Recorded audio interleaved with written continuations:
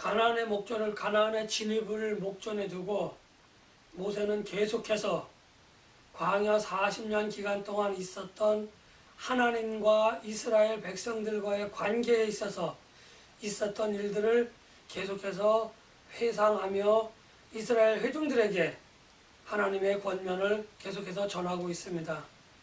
그 가운데 이번 주에는 하나님께서 시내산 또는 호렙산에서 두 돌판을 받아가지고 10개가 쓰여진 두 돌판을 받아가지고 내려온 모세가 그 두 돌판을 집어던지는 사건, 다시 말하면 금송아지 사건이라고 할 수 있는 그 사건과 하나님의 은혜에 관해서 이야기를 하고 있습니다.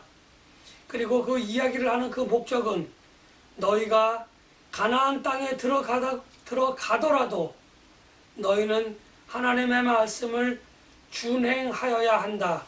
하나님을 경외하고 하나님을 사랑하며 하나님의 말씀을 준행하여야 한다라고 하는 요지의 말을 모세는 하나님으로부터 받아 이스라엘 백성들에게 전하고 있습니다.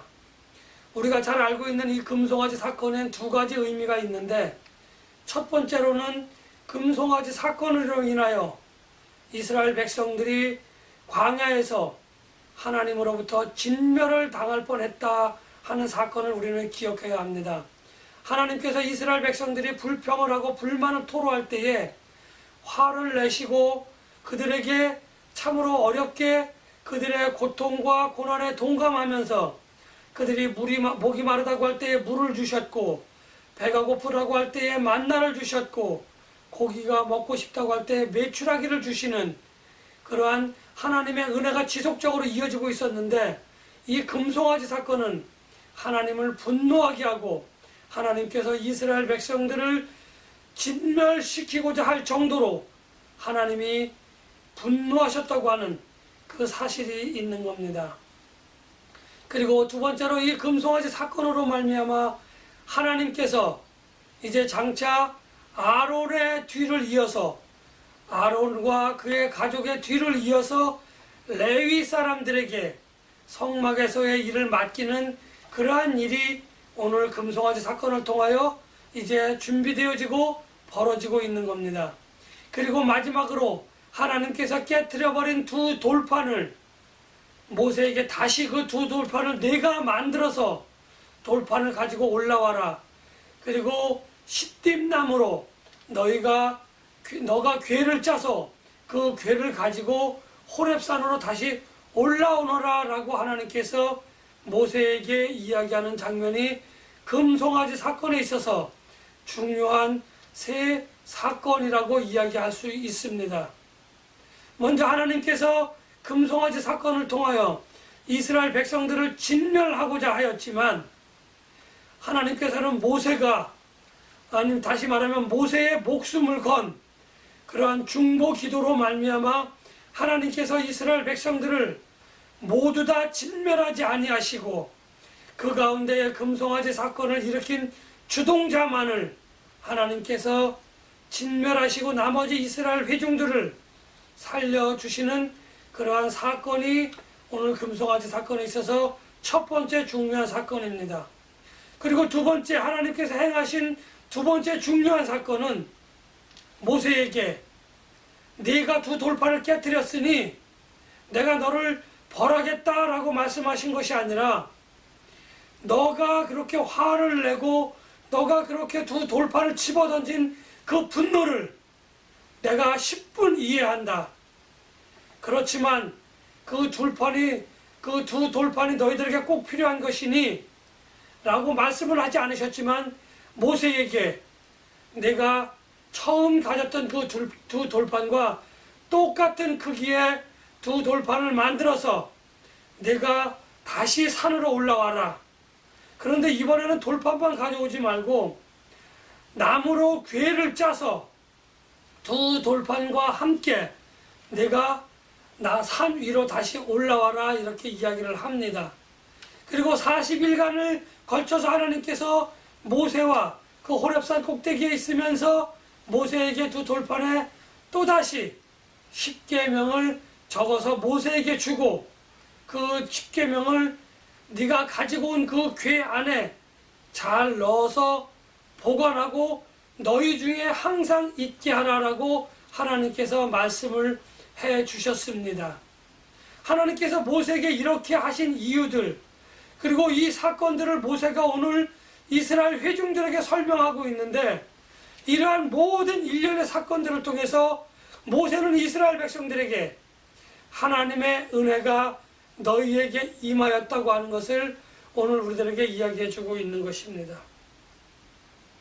하나님께서 이스라엘 백성들에게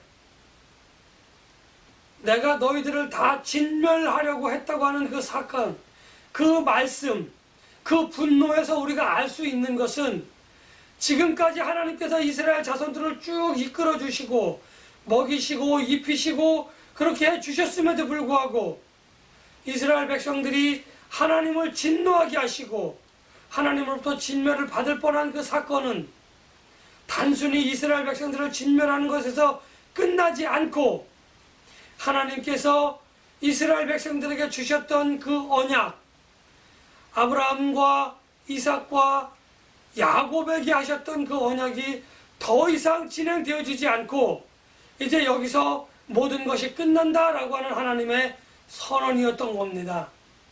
다시 말하면 너희들은 내가 너희들에게 약속한 땅을 유업으로 받을 수 없고 너희들의 자손을 하늘의 별과 같이 바닷가의 모래와 같이 만들어 주시겠다고 하시는 그 약속이 끝나는, 그리고 너희들을 통하여 온 세상을 구원하시겠다고 하시는 그 하나님의 구원이 거기서 종료가 되어지는 아주 엄청난 선언이라고 하는 것을 우리는 그것을 알고 있어야만 합니다. 그러자 모세는 하나님의 약속이 끊어지면은 하나님, 당신은 세상 사람들에게 조롱거리가 되어집니다. 그동안 하나님을 믿고 따랐던 이스라엘 회중들이 비록 살아남는다고 할지라도 하나님, 그 사람들은 하나님이 헛것이라고 하는, 너희들에게 믿고 있는, 너희들이 따랐던, 너희를 보호해 주셨던 그 하나님이 온 우주를 창조하시고 너희들에게 약속하신 그 약속이 물거품으로 돌아가는, 다시 말하면 하나님을 믿고 따랐던 그 이스라엘 백성들이 조롱을 받습니다. 하나님 역시도 참신이 아니라고 하는 그러한 조롱을 받게 되어지는 그 일이 생기게 되어지니까 하나님, 그리해서는 안 됩니다. 차라리 나를 하나님의 나라에 들이지 않으려도 좋은데 이스라엘 백성들만큼은 하나님 책임져 주셔야 합니다라고 하는 목숨을 건 중보로 말미암아 하나님께서는 그 약속을 다시 이어가겠다라고 하는 결단을 하게 되어진다고 하는 겁니다. 그래서 하나님께서는 모세의 그 간곡함을 들어서, 모세의 그 중보 기도를 들어서 다시 돌판을 만들고 가지고 와라, 그 궤를 하나 짜가지고 올라와라 라고 하나님께서는 모세에게 오늘 말씀하시는 겁니다. 그리고 하나님께서는 40일간 모세와 함께 있으시면서 두 돌판에 처음 새겨졌던 십계명을 새겨주시고, 그리고 그것을 궤에 넣어서 이제 가지고 내려가라라고 하는 그러한 명령을 모세에게 합니다. 하나님께서 십계명을 다시 새겨주시고 하나님께서 그 궤 안에 십계명으로 기록된 그 돌판을 넣어주셨지만 사실은 십계명뿐만 아니라 하나님께서 말씀하시는 모든 규례와 그 법도가 그 돌판과 두 돌판과 더불어 그 궤 안에 들어있었다라고 보아도 무방할 것입니다. 이제 모세는 40일이 지난 이후에 그 두 돌판을 궤에 담아서 가지고 내려옵니다. 그리고 모세가 이야기합니다. 그 두 돌판이 아직까지 우리와 함께하지 않느냐라고 이스라엘 회중들에게 이야기를 합니다. 그 궤가 무슨 궤였는지 우리는 알 수 없겠지만 장차 하나님께서 성막을 만들라 이야기하시고 그 성막의 성소 가운데에 하나님의 언약궤를 두었는데 그 언약궤 안에 두 돌판이 들어있었다고 하는 것으로 보아서 오늘 시띠나무로 만들어진 그 궤는 하나님의 언약궤였다라고 이야기할 수 있는 겁니다. 하나님의 언약궤가 그들과 함께 있었다고 하는 그것은 여러 가지 의미를 우리가 가질 수 있겠지만 가장 중요한 것은 하나님이 그 약속을 지키기 위하여 아브라함과 이삭과 야곱에게 하셨던 그 약속을 지키기 위하여 오늘날의 성막 안에 함께 계시며 이스라엘 자손들과 함께 계시다라고 하는 물리적인 방법에 하나님이 함께 계신다라고 하는 표현인 것이라고 우리는 말할 수 있습니다. 하나님께서 성막 안에 함께 계시다고 하는 것, 하나님이 함께 계시다고 하는 것을 우리는 잘 기억해 두어야만 합니다. 또 하나님께서는 금송아지 사건으로 말미암아 이제 그 주동자들을 심판하기 위하여 하나님의 편에 설 자들을 이쪽으로 오라라고 부르십니다. 그들을 심판하기 이전에 부르십니다. 그 부르심에 레위 자손들이 하나님께로 나아왔고 하나님께서는 그들의 손을 빌어서 그 주동자들을 심판하시는 그러한 일을 우리는 볼 수 있습니다.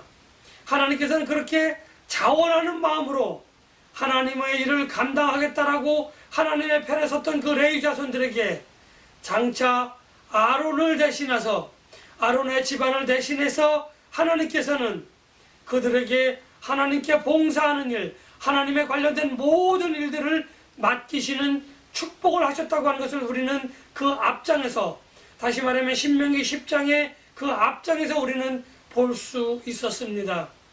하나님께 모든 것을 맡기며 하나님의 일에 자기의 모든 것을 다 드리며 그렇게 다짐한 레위 자손들은 하나님의 나라를 기업으로 받는, 하나님을 섬기는 일을 기업으로 받는, 다시 말하면 하나님을 기업으로 받는 그러한 일들을, 그러한 축복을 받았다고 하는 것을 우리는 기억해야만 할 것입니다.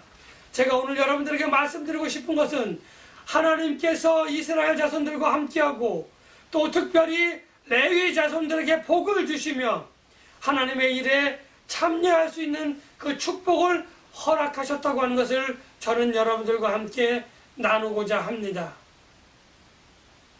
하나님께서 레위 자손들에게, 하나님께서 이스라엘 회중들에게 요구하고 계신 것이 있는데, 고아와 과부를 사랑하고 나그네들을 대접하라라고 이야기했습니다. 고아와 과부를 사랑하고 나그네를 대접하는 일이 무엇인가? 오늘 본문과 관련되어서 가만히 살펴보면 그것이 바로 여호와께서 이스라엘 회중들에게 요구하고 계시다고 하는 겁니다.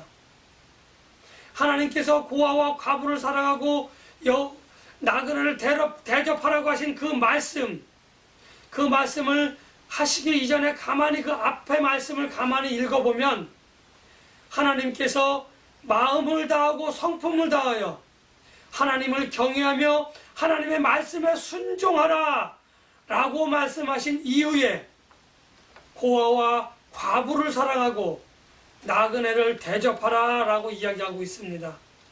그렇다고 한다면 하나님께서 갑자기 뜬금없이 고아와 과부를 사랑하고 나그네를 대접하라 이렇게 말씀하신 이유를 가만히 살펴보면 하나님께서 무엇라고 말씀하시냐면 너희가 애굽에서 나그네 되었을 때에 라고 이야기하는 겁니다. 그들이 애굽에 있을 때에는 고통과 고난밖에 없었습니다. 그런데 느닷없이 고아와 과부를 사랑하고 나그네를 대접하라 라고 이야기하면서 너희가 나그네 되었을 때라고 이야기합니다. 그들이 과연 나그네가 되었다? 어떻게 우리가 그것을 해석하고 어떻게 이해할 수 있습니까? 분명히 이스라엘 백성들은 400여 년 동안 그 애굽이라고 하는 곳에서 애굽 사람들에게 고통과 고난을 받았는데 나그네가 되었다고요? 나그네라고 하는 시간이 400년이나 되었다고요? 라고 질문할 수 있습니다. 라고 의문을 가지실 수 있습니다. 네, 그렇습니다. 그들은 물리적인 가나안 땅을 떠나서 그들은 애굽 땅에 들어가 있었던 겁니다. 그들은 다시 가나안 땅으로 돌아와야만 하는 겁니다. 그래서 그들을 애굽 땅에서 나그네 되었을 때라고 하나님께서 이야기하고 있는 겁니다. 그래서 너희들이 지금 애굽 땅에 있었던 것이 나그네로서의 지위를 가졌고 그 나그네의 지위가 가나안 땅을 향한 40여 년간의 여정 가운데에 있었다고 하는 것을 하나님은 모세를 통하여 일깨워주고 있는 겁니다.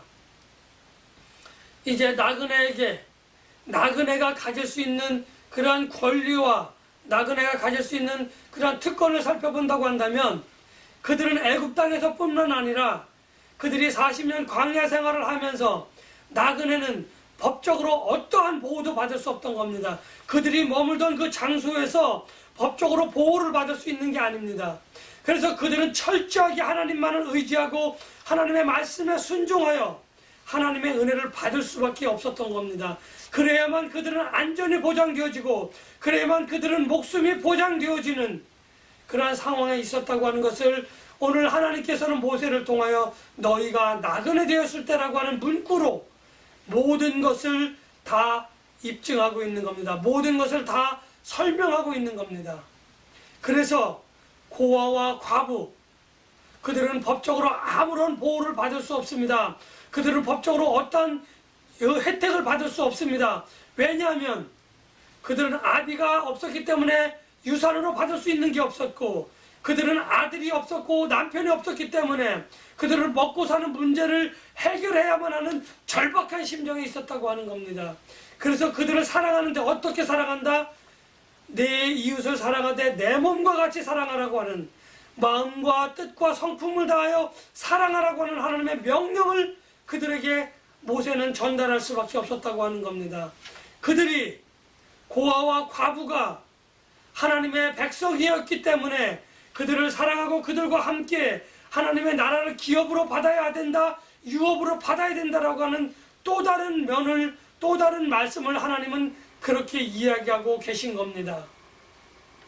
두 번째로 나그네를 대접하라고 하는 그 이유는 우리가 성경상에서 많은 것들을 알고 있지만 나그네들은 그저 오늘 여기 머물고 내일 저기 머무는 정말 불쌍한 사람입니다. 목자 없는 양같이 그렇게 떠도는 사람들입니다. 너희가 그럴 때에 애굽에서 그러한 상황에 처해 있을 때에 하나님의 은혜로 너희가 목숨을 부지하였고 하나님의 은혜로 너희가 풍족하게 살았고 또 지금 광야 40년 기간 동안도 하나님의 은혜로 너희가 나그네 되었던 너희가 목숨을 부지하고 너희가 먹을 만큼 먹고 마실 만큼 마시고 이제 너희가 하나님의 나라에 들어갈 준비가 오늘날 다 되게끔 하나님께서 그렇게 하셨던 것 같이 너희들도 나그네를 대접하라 라고 하는 것이 오늘 하나님이 저와 여러분들에게 요구하시는 중요한 사실인 것을 우리는 알아야만 합니다. 우리가 마음을 다하고 성품을 다하고 뜻을 다하는 것은 우리가 표면적으로 그것을 나타낼 수는 없습니다. 그러나 우리가 그것을 나타낼 수 있는 유일한 방법은 첫째는 하나님을 경외하고 마음과 성품을 다하여 하나님을 사랑하며 하나님의 말씀에 순종하는 것입니다. 하나님의 순종하는 것은 우리가 형태를 볼 수 없기 때문에 내적인 거라고 말씀을 드릴 수 있습니다. 이 내적인 것이 외적으로 드러나는 것은 바로 고아와 과부를 사랑하고 나그네를 대접하는 일로 우리가 우리 마음속에 있는 하나님의 말씀에 순종하는 것을 외부에 드러내는 그러한 좋은 방법인 겁니다. 하나님의 말씀이 지금 이스라엘 회중들과 함께 하는데 특별히 성막의 성소에 함께 있습니다. 성막의 성소가 무엇입니까? 바로 하나님이 임재하시는 그 장소입니다. 오늘날 하나님은 성령 하나님으로 통하여 저와 여러분들 마음속에 임재하고 계십니다. 그것을 우리는 내재한다 이렇게 이야기하고 있습니다. 하나님의 성령 하나님은 지금 온 우주에 충만하게 계십니다. 특별히 믿음으로 하나님을 아버지라 부르며 예수 그리스도를 구원주로 메시아로 섬기며 성령 하나님의 감동과 감화를 따르는 저와 여러분들의 마음속에 성령 하나님이 계십니다. 성령 하나님이 말씀하십니다. 그 말씀에 순종하는 것은 우리가 잘 알 수 없습니다. 내가 기도하고 내가 성경을 잘 아는 그것이 하나님의 말씀에 순종하는 것이 아니라 하나님의 말씀에 순종하는 것은 내적인 나의 믿음을 내적인 나의 순종을 외부로 표출해서 나타나는 그것을 하나님이 인정해 주실 때에 우리가 하나님의 말씀에 순종한다, 이렇게 이야기하고 있는 겁니다. 과연 여러분들은 얼마만큼이나 하나님의 말씀에 순종하며 하나님의 말씀을 따르고 있습니까?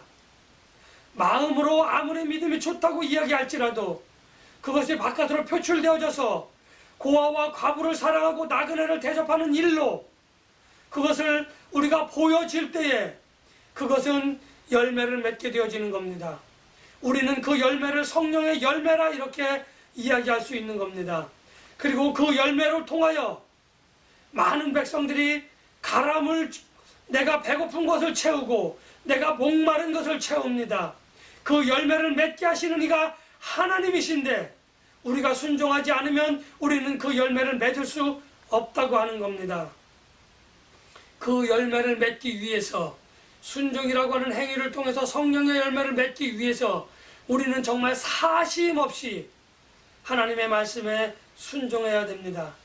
내가 어떤 의도를 가지고 하나님의 말씀에 순종한다, 이것은 온전하고 순전한 순종이 아닙니다. 하나님은 그 순종을 인정하지 않습니다. 그저 하나님이 말씀하셨으니까 내가 순종하겠다라고 하는 그 순종, 그 결단, 하나님께서는 그것을 받아들여 주시고 여러분들로 하여금 성령 하나님이 성령의 열매를 맺게 하시고 그 열매를 통하여 하나님께는 영광이 드러나고 그 열매를 통하여 우리들에게는 하나님의 풍성한 은혜와 기쁨을 주신다고 하는 그 사실을 우리 모두는 잘 깨달아서 하나님께 영광을 돌려드리는, 우리 모두에게는 기쁨이 되어지는 그러한 우리들의 삶이 될 수 있도록 하나님의 말씀에 순종하는 저와 여러분들이 되시기를 예수님의 이름으로 간절히 축복하며 기원합니다.